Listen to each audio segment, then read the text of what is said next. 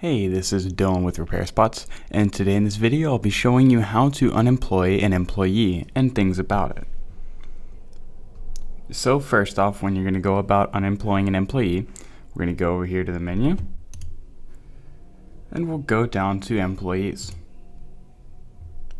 Here we'll have a list of our currently employed employees under the owner.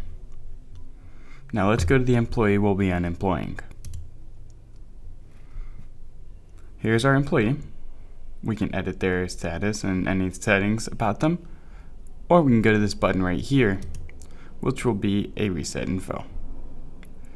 We can go down to manage employee, which is where we can update them to an admin, prevent them from logging in, hide repairs, hide appointments, hide inventory, or hide orders from this employee.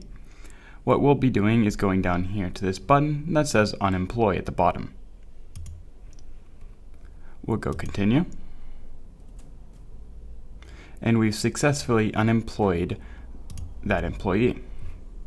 We now go back.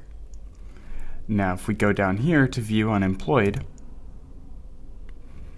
we'll see the unemployed employee right here. And that's how you unemploy an employee.